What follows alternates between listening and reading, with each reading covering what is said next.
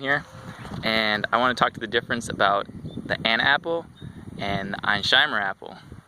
Both are highly recommended for southern climates, low chill hour, but I can't really find any information on either one about their taste, their growth habits, or anything like that. So I just kind of want to go through on my experiences on growing both of these. Right now it is early July, and I'm pretty much done with harvesting the apples. I only have a couple left on each. So they both harvest late June to early July. And this one right here, this one is an Anna apple. And the crazy thing about Anna apples is these things, they flower like crazy and they develop fruiting wood. I mean, you can see, if I can focus here, this right here, this over here, all that. I mean, you can see that's just a few inches right there, and that's a lot of flowering wood right there.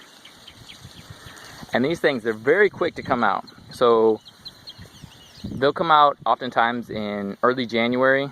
If we get like, I'll say a week of 70-degree weather, they're out.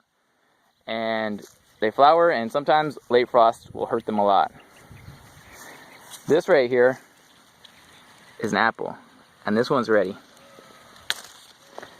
And you can see this one, they do produce larger apples than this. I've got some that are probably twice this size.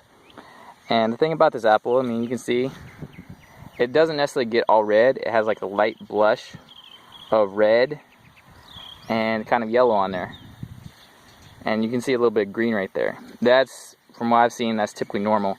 This apple is a very tart apple, but it can get slightly sweet, especially when it's got red like this.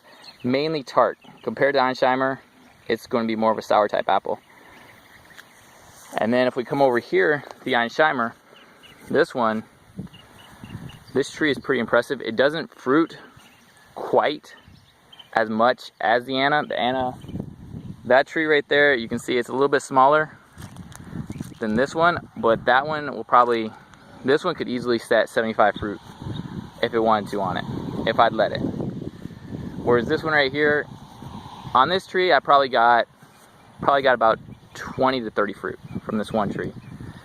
And you can see over here, this one grows pretty well. You can see not quite as much fruiting wood on this one. But here's the apple. And these ones, they get to be like a little reddish, kind of like a dull type greenish.